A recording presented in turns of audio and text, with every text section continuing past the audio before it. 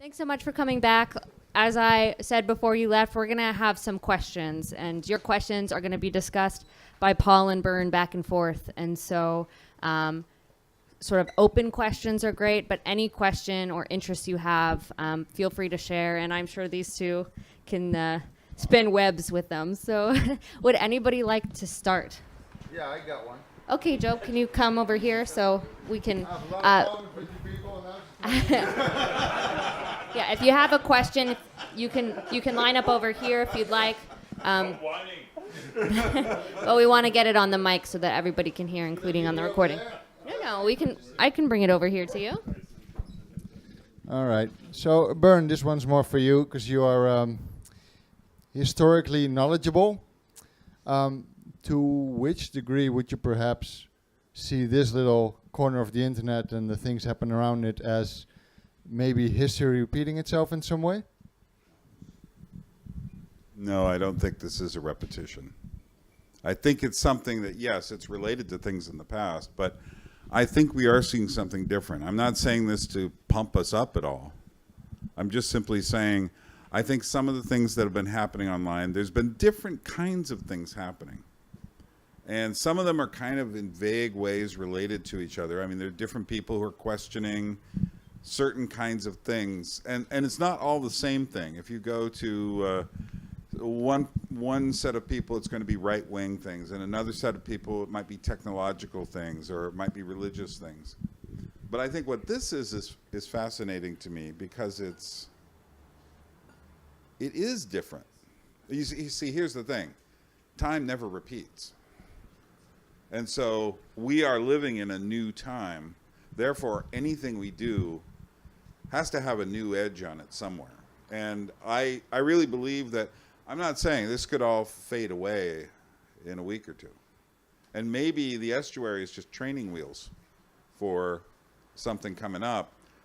And we'll be able to, we've lost the ability to, something happened where it became very difficult to have real conversations. That's not to say that people all along the way haven't been able to talk one-on-one to each other, or one and two or three people, and have really good conversations. But when you look at the general tone of society, you just don't see it. And I remember almost a year, it seemed, when things really changed. It was about 1975. And up to that point, I remember I'd become this weird Jesus people Christian. And I could talk to almost anyone, and they were fascinated to talk to me. And then at a certain point, they just lost interest in talking. Or they started, this line kept getting repeated all the while. Well, that's true for you. As if we didn't all live in the same world, experiencing many of the same things. And I think it relates to what Owen Barfield calls, originally you have participation. And what he's talking about is you're way too participated in, it's just you can't walk through certain trees because you're afraid of the spirits, and you can't, certain mountains are holy and such.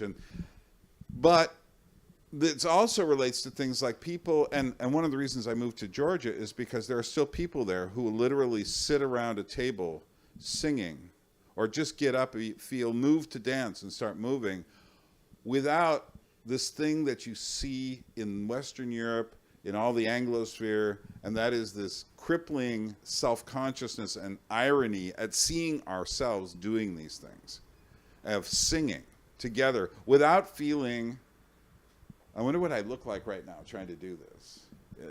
So I think we're in a place, we haven't arrived at the point where we can recover it, and this would be the final participation of Barfield. But we're in a place where what he says is the things that have been lost, and the good things, not just the taboos and things like that, which I think can stay in the past. But I think that, it's just that we can recover singing together. Unfortunately, given who we are, it's not going to happen overnight.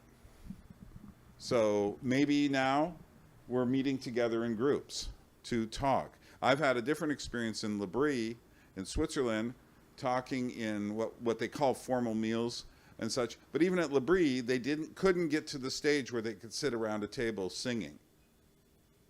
And I would like that one day we might be able to get to that. And I think that's, in a sense, the goal is to restore many of the things that have been cast off in the dust as just kind of like dorky or stupid. Come on, guys. That kleine, You see what I mean about irony, though? Yeah. Paul, do you have any thoughts?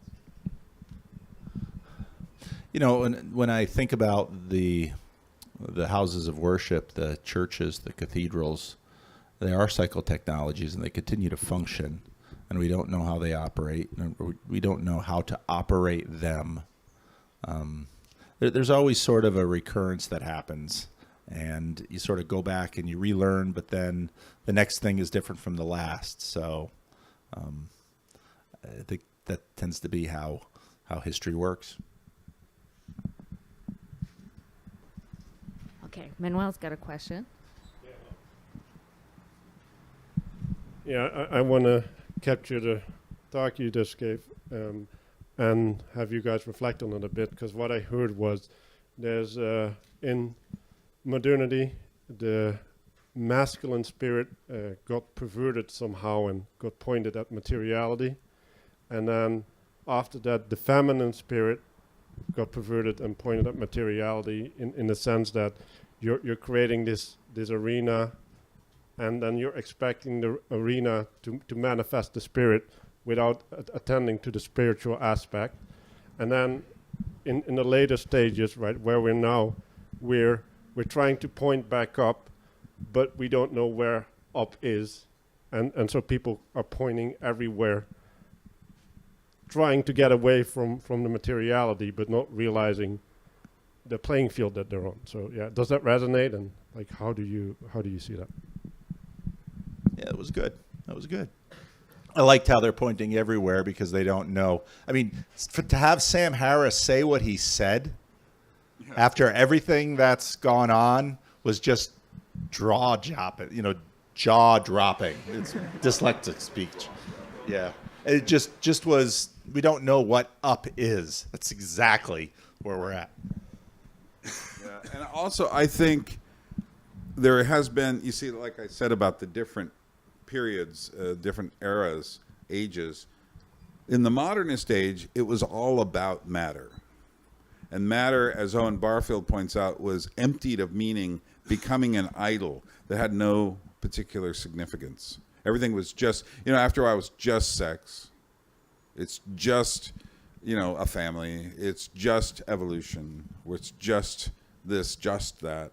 But I think then you came to this other version where it was suddenly irrational, and suddenly everything is like floating in the sky. Francis Schaeffer called this what was it? Existential methodology. And that is to say, so you take the modernist version and go like, reason leads to despair, or as Goya painted, the sleep of reason leads to monsters. But no one can live in that despair. And so they just invent something, or they cling to something, whether it's drugs or sex or travel. I think most digital nomads are as Walker Percy says, they're out there, but they don't know how to re-enter. They're trying to find transcendence through travel. But it's also transcendence through collecting, transcendence through online gaming. All of these things are ways that we transcend. And what's weird is that we've lost track of the material world because we despised it, and then we turned away from it and tried these weird ways of, it's just irrational ways of finding something to give us meaning. But I think we have a chance in this age of reaffirming the value of that God created the world and it was good. There's still goodness in those trees, and there's still goodness in your bodies, and there's still goodness in being incarnated, and there's still reality to Jesus Christ being the incarnation of God. And so I think that is what we have a chance to explore. And I think, like I say, we're at the beginning of this new period. It's definitely we've slipped out of something, and some people will go full-on Gnostic. But I think we're not those people, I don't think. I don't see evidence of that among us. So that's a good sign.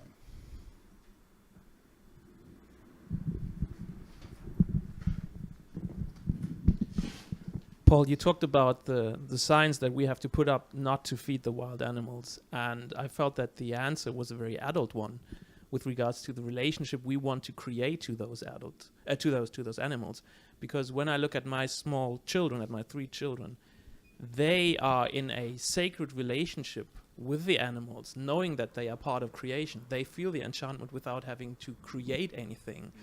And Byrne talked about the juvenilization of society and of culture. And I wonder, how is it possible to become childlike without being childish?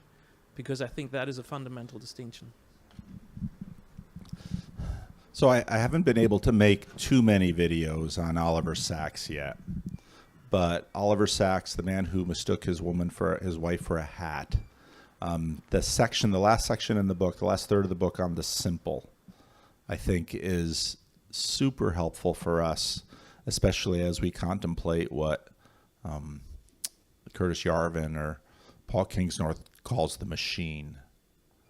Because the children are simple in that sense. Now, children, unlike the other simple that he talks about, grow up and become masters of management like we are. And that's a powerful, good, fine term. I mean, when I go to Yosemite National Park and I see someone feeding a wild animal, they shouldn't feed the wild animal. But a child will go up to a piano and bang on it. And they want to make music. We then come along with the child and say, would you like to play this piano? And now you're going to learn discipline. And they're going to learn scales. And they're going to take years and years of lessons because now they're going to find a new kind of freedom. And I think the child is directed rightly, that the child knows that there's a union with those animals that the child deeply desires, but the child is not yet ready, just like the child is not yet ready for the piano. And I think what God does through all of this for us is to, in fact, get us ready for that union with the animals and union with creation. And I think that's what Romans 8 talks about. The true travails of creation. They're longing for the sons of God to be revealed. And I think what that means is for us to grow up into, as C.S. Lewis writes about in the miracles of the old creation, the miracles of the new creation, where we will have a communion with the animals that is once again restored and proper. And so the children know, but they can't. And what we need to do is to continue to grow up until we can. But too often, well, I'd love to play the piano. Okay. That's going to cost you. What's it going to cost me? Years. But we're hasty.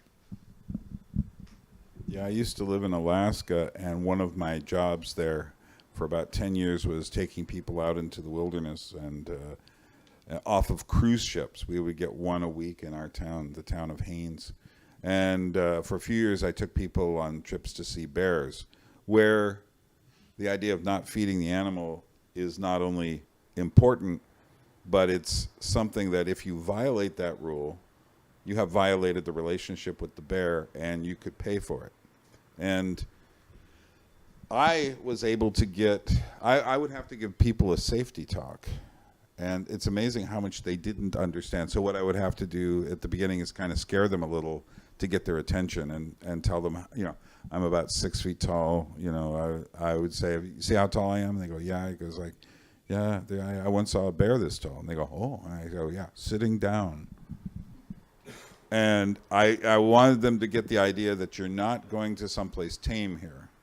It's not going to be what you predict. The bear's sense of reality has absolutely nothing to do with what you believe. This is one of my big problems with certain philosophies, is that people rely so much on the text or so much on, coming to these ideas of what things believe in. Meanwhile, I'm living in a world where the bear is the king. If I walk 100 yards, 100 meters off the road, I start thinking about bears. But to be in a good relationship with a bear can also mean this. See that van back there, it's open. I could have a mother and 2 bear cubs sitting there fishing.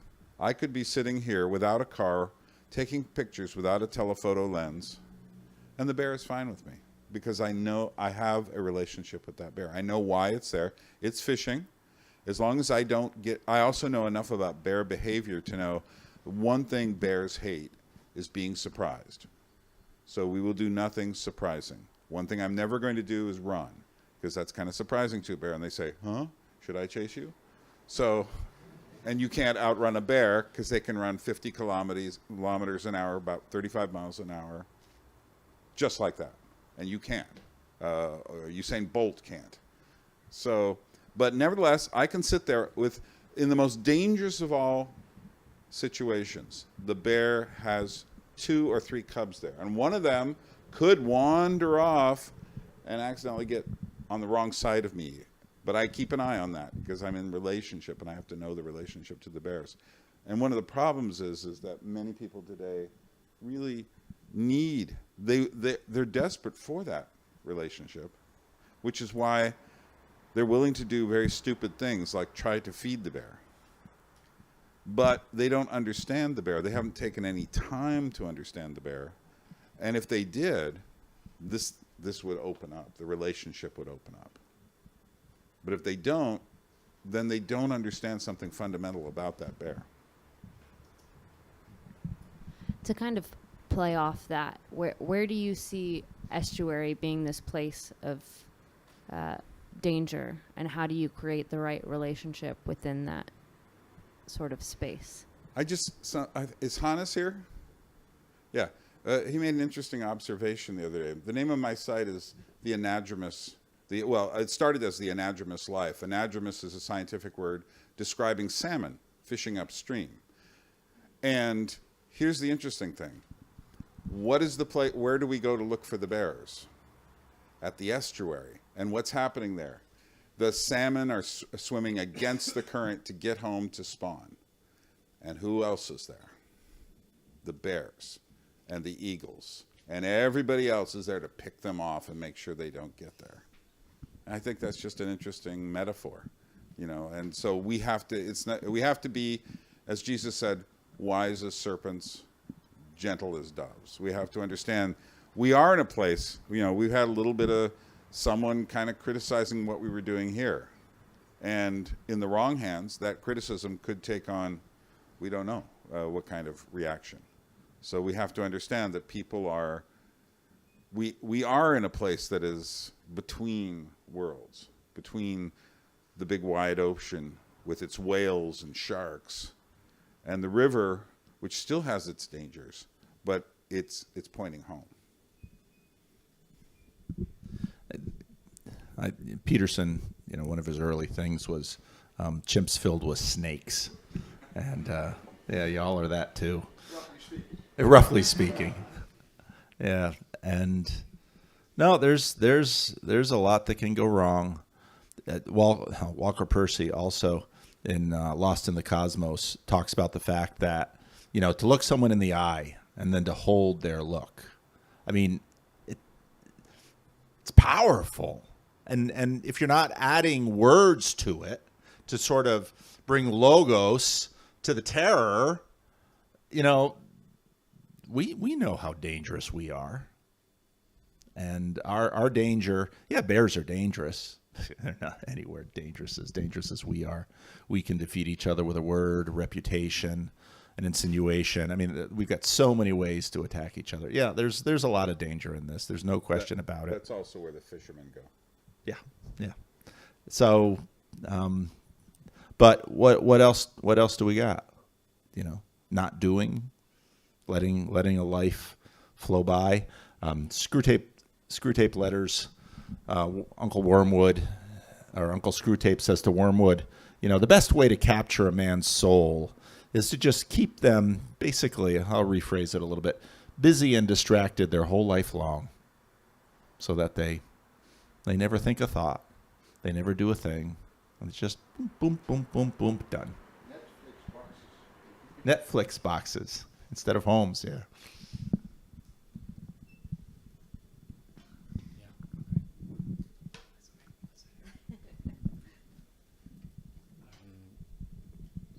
So my question is, after moving on from where my question is moved on from where you left off. So I'd like to just maybe take a small step back before the Andromenous. A term was introduced coinciding with the claim that all and all it possessed. Sorry, I'm going to start again because I wrote this down, but I think I should probably just close that and speak into the mic.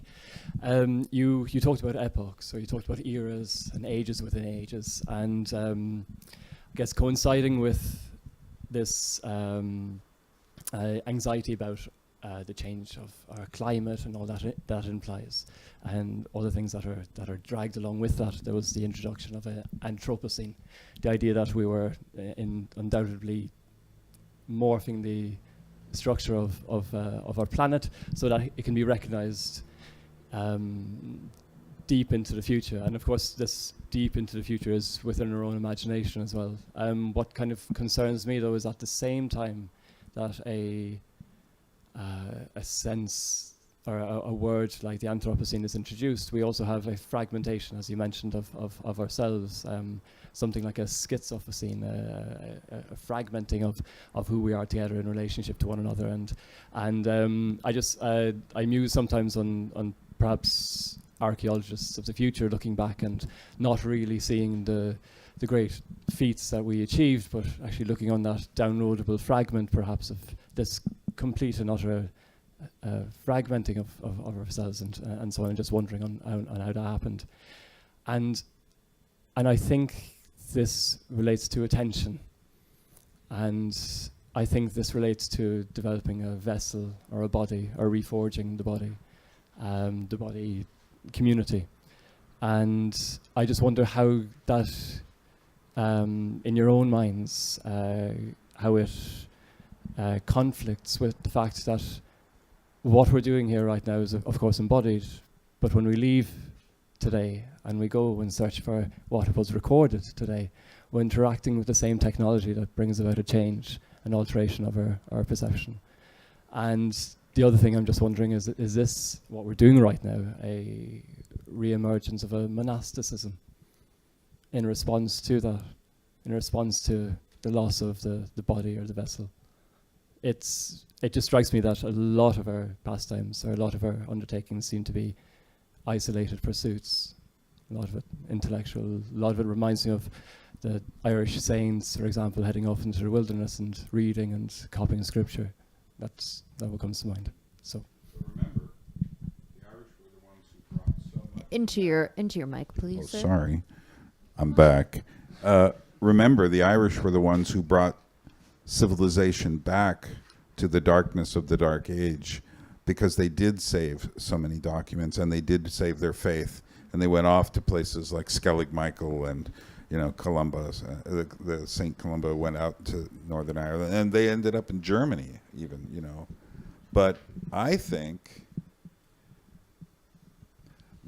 when I say we're in a new age, there's new dangers, and of course a lot of people are going to be fighting a rearguard action of looking at the things in the recent past, thinking we're still there. And in some ways, those things haven't died. It's just like Babylonian religion is still with us. It's called astrology. The Roman world is still with us. It's called the Catholic Church. And I'm not being funny about that. It really is still with us. These things never just simply disappear. But I think we do have to pay attention to, right now we're on a road where we're coming up to some forks in the road, but we really can't make out what the signs are and which way to go on those roads. Except, and going with what Paul was saying about relational, I think the only real signpost we have is that we must try to find the relational. What is the good relationship? And I said this in my time series.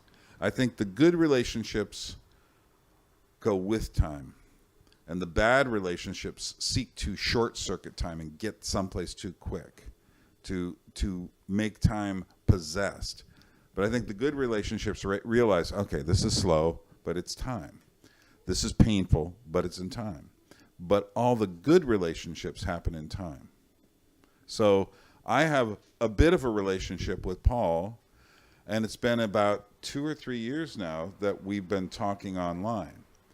And the reason I feel like I know Paul a bit, even though this is the first time I've actually really met him, is because we've already put a bit of work in time in that relationship. But I've often thought the most evil person in the world, or the most evil kind of thing in the world, would be the person or system that could say, you can have anything you want now. And the closest you could get to that wish and the fulfillment would be basically a representation of how evil you are.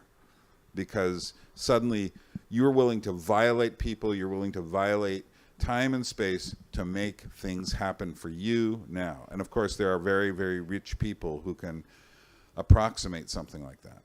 But I think also we have to have something that, for instance, a rock star in 1970s playing in a huge, sports coliseum never had. We have to have humility. It's not, I think Tarkovsky, talking about art, said something very important. He said, the artist is always a servant. And he also said, art is really not primarily about self-expression. But I think you could extend that and say, essentially, we're all servants. How do we help each other in our relationships? How do we learn to trust one another? How do we learn to give? So if I go home, I will certainly pick up quite a few names here. And maybe some of you will, we will connect in different ways. Some people say, oh, I didn't know you had a website. And they'll hit subscribe. Someone else will give me their email address and say, I want to keep asking questions. Someone else will say, I got to send you this link. Who was it? You just told me about the architecture book. Where are you? Yeah. So it's, there will be these connections. Now, the world is too big, and there are too many people, and you can't pay attention to everything. And unfortunately, and that's one of the problems I think Paul has much more than I do. How many subscribers do you have now? Enough. Yeah.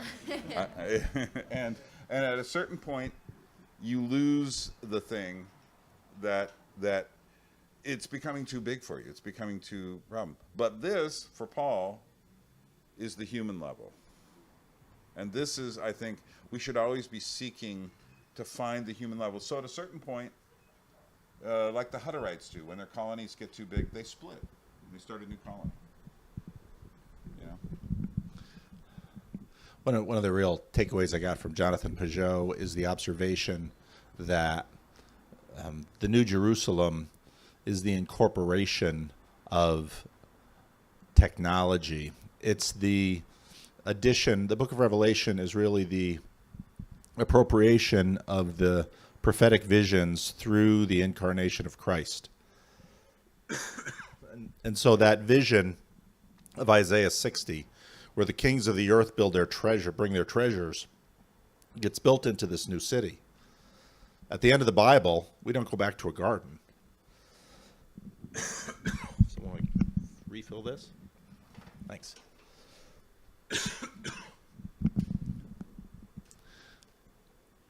There's a city. And so somehow God takes this stuff and uses it. And so on one hand, shrewd as serpents, innocent as doves. We've got this world. We've got this stuff. We're going to make mistakes. And perhaps not all of us should use all of it. But thank you. But I don't think we have any other choice. And I think what happens in the new creation is Christ takes this stuff and says, it's the stuff I seeded. It's mine after all. I wanted you to develop it. You went off the rails a lot of ways with it, but we're going to take this into the age to come. Yeah, Jacques Ellul makes the same point in his book, The Meaning. Jacques Ellul makes the same point in The Meaning of the City, and he says that in the beginning there was a garden, which isn't the same as saying wilderness, because a garden is always manicured, taken care of. But the final image is the image of the New Jerusalem, which is a city. But then he points out, and the city is the place where we have been the worst. That is to say, we have thrust our fists up at God, saying we are great. Look at the buildings we can build. Look at Dubai. It's just like, this is what we can do. We've got money, we've got power. But also, it's the place where so much crime, so much human degradation, so much tension and pressure. I mean, I've lived in New York City. I know it wears you down, a city like that. But God takes what we wanted best out of it, a place of protection, a place of where the best of humanity can come together, and says, this will be the new heaven and the new earth. Do we have any more questions? Oh, Peter. Thank you. How do you know if you are trying to revive traditions that you are not LARPing? It's more a question to Byrne Powers. How do you know that you're really genuinely reviving a tradition and it's not some fake layer of irony or not genuine? That's a really good question. And I think many of us don't know the answer. One thing I would suggest is to study certain things, find out how things were done, but you don't imitate in the same sense. You don't put on the costume and pretend. You can't be medieval. You can't be a Civil War soldier, putting on blue or gray uniform and actually be a Civil War soldier. There's some value to that sort of stuff in keeping certain things alive. And I think, though, that it is a very difficult question.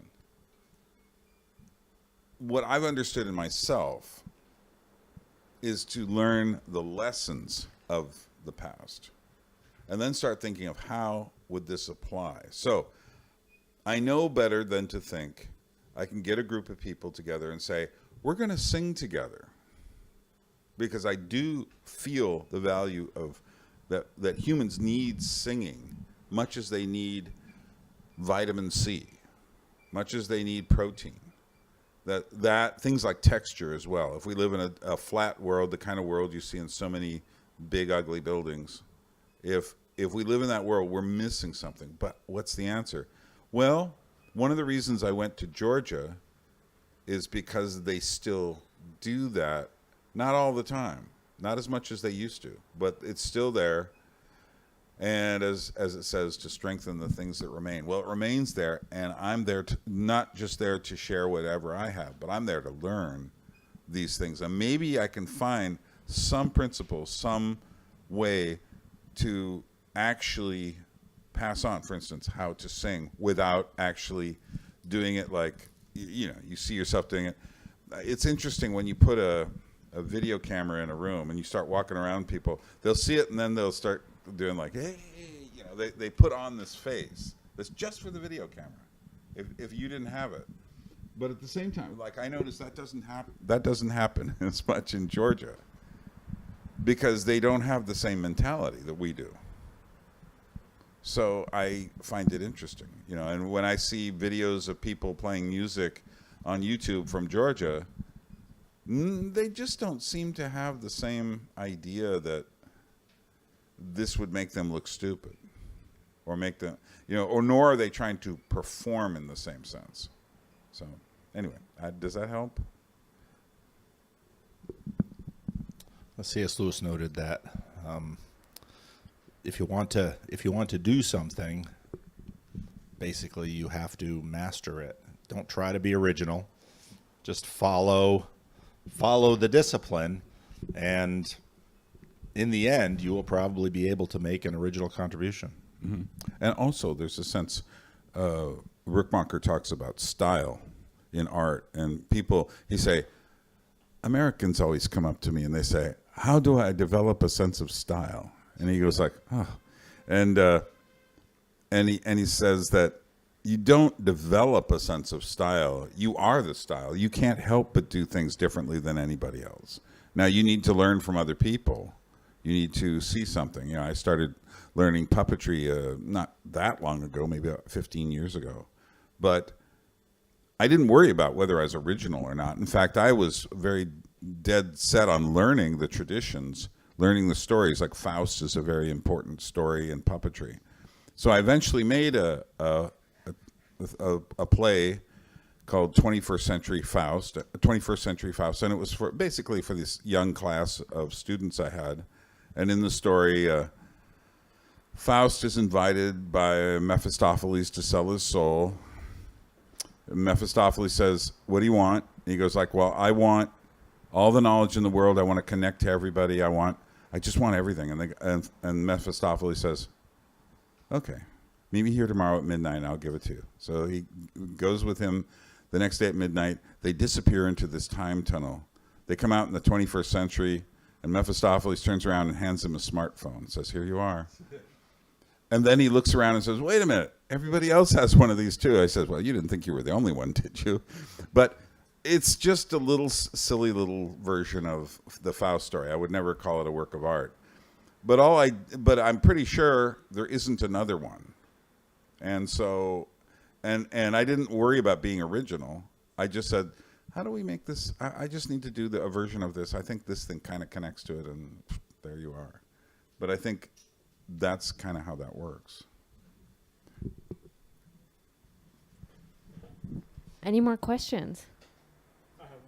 Oh, sorry. I have a question about transcendence, and I'm trying to kind of think about how I want to formulate the question. I'm kind of grappling with it. So, at one point during your talk, you mentioned something about at one point throughout history, people started focusing on self-improvement and how they want to develop themselves. And these are some of the ideas that I'm grappling with myself, and I really believe that the more you want to bring something to the world, or in theological terms, like serve God, the more you have to develop your own character to do so. And the more you develop your character, the more you can do. And I don't think the idea of transcendence is lost on people, but it seems like for some reason, most people decide that there's a plateau to how much they want to develop. And it's not like a conscious decision. It's almost as if people don't want to develop further than they already can or they're comfortable with. I mean, they can more than that, obviously, right? And I'm trying to understand what's stopping people from developing further than what they already are. So why are not people always aiming for something higher as a continuous thing, not as a like I'll do this and I'll come to a higher position and then stop, but like a continuous journey? Because I said like the idea of transcendence is not lost on people. I really believe that, because even if the example of Dubai, for a lot of people, those skyscrapers and tall buildings are the connection between heaven and earth. And for them, that is that. But the more you'd focus, let's say, on developing your character, or you learned from the past and get deeper, let's say, into the biblical stories or whatever it is, there's more value you can get out of other buildings, like churches, for instance, or cathedrals. And the more you'd be able to appreciate it. But for whatever reason, people seem to be putting plateaus on their development. Well, I'm going to let Paul handle this more in a moment. It's for both of you, anyways. Yeah. But I just want to say this, because I think Paul will have a better answer. And one of the things I've learned, and this is I got it through Rookmacher, who then pointed me to the Dutch Reformed tradition, is that I don't know if you can transcend yourself. Not yourself, as in, it's almost as if people put artificial limits. No, but I think that what it is that sometimes people think, see, there's always this other thing holding us down. The Bible talks about sin, but it's also that thing when you look in the mirror and we really don't understand ourselves. You know, we are caught between the good that God created, but also the evil that we find around us and find inside of ourselves. So what do you think? Look at what our culture values. Well, It would be famous and beautiful and wealthy like Kim Kardashian. There's the aspiration right there. There it is. I mean, that's what people want. That's what's placed in front of them. That's what's celebrated. That's what gets all the attention. I think if, the older traditions had saints. Oh, that's, far more costly. I always say there's two lines. There's the line, people wanting to be loved, let's say, and people wanting to love. The line in terms of people wanting to be loved goes on forever. You're going to get in the back and wait around to be loved. The line to love is no line at all. You can start right now. There's a whole world around you of people waiting, wanting to be loved. No line at all. Go ahead, do it. That's, biblically, that's the higher goal. That's a lot harder. But to be loved, oh yeah, everybody wants to be loved. So it's what our culture values. And fame, money, that's all the stuff there. And I think some of our older cultures had other aspirations, at least to some degree, held those models higher and gave people something much richer to become. If you guys don't mind, I want to comment on this. So I see people, it's not as if this is just for what I see. I can't just link it to a cultural problem because it seems to be an international problem. So it's not just within a certain culture, but it seems like something that's happening worldwide. Because I believe even back in the past, even let's say in the biggest downfall of religion, would it be, 19th or 20th century, there are still people that somehow pushed and transcended through that. And so there's something within the current world that's not just stopping people from transcending. It's more like... Can you give me an example? Just to finish this point, but I'll try. Something stopping people from even answering the question of why bother. And so I guess that would have been my example. And so it's not like these ideas don't exist. Even in the world of the internet, let's say, for the first time ever, humanity has access to all the knowledge that we already that we've had historically, more or less, to a huge amount of resources and a huge amount of opportunity to self-improve. So that's opportunity-wise that exists, but for some reason people have a difficulty with answering the question of why even bother doing it. I would say, number one, that there are many saints among us. Why don't you know about them? Well, what's on all the screens? They're not sexy enough. And I think that there's both sides of this, that there are saints among us, but to catch their stories, well, if you look, you can catch them and you can find them, but you won't find them with 3 million subs on YouTube, and you won't find them on television. And the world increasingly has, one unified culture. And so I think there's problems on both ends. Yeah, and I also see, I think some of what you're talking about with transcendence, I think a better word for some of it might be perseverance. To persevere through the troubles. I mean, I look at it as kind of like, there's rotating knives in front of you, or there's crushing walls or something, but you can see a way through, but it's going to take something from you. And so whether it's spending time with a sick relative, or whether it's just taking the time to know people, or working on yourself a bit so that you're not presenting this mess of a person, which we all kind of are to some degree or another, but you've got enough to give something to someone else. And for me, it's just, sometimes life gets so thick, but I just find you just don't stop. And even though you may not see a way out at all, you don't stop. And that's perseverance, All right, we have time for one more question. Okay.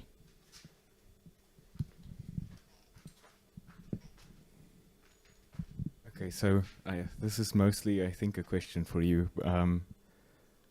I've noticed when riding around like you did in the Czech countryside now, instead of just churches as the centerpieces of town, you get the old factories, right, with the big smokestack that basically is trying to emulate the psychotechnology of the church, right?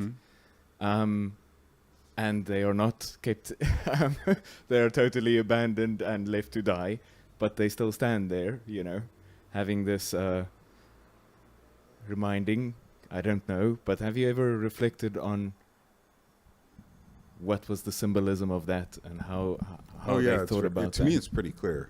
And that is to say, when I talked about the different ages, of course, the religion of Western of society has been predominantly Christianity, and the church tower was usually in most Christian countries supposed to be the tallest building in the town, and even in Georgia, there's a thing where there's one church and they try to keep it taller than the rest, but these new modern buildings are threatening it.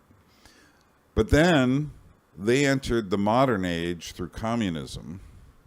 And in communism, the factory, I mean, Stalin used to make musicals about tractors. And the factory was this very special place in the socialist communist world. And so what they've done is they made a replacement for the Christian temple. But now that one's dead. And the Czechs very firmly have embraced the post-1967 world, and they were very attracted to it in many ways, even back when they were in the communist world. They have the John Lennon Wall Memorial, which says to me everything about who their saints are. And it's also one of the most atheistic countries in the world. And so for them, it's these things, and it's not so much about the height of buildings anymore. But yeah, but the Czech Republic is really complicated, but that's what I can say right now. If you want something to last, build it beautiful. Yeah, that's what Roger Scruton's message. All right, well, let's give them a hand for answering all our questions.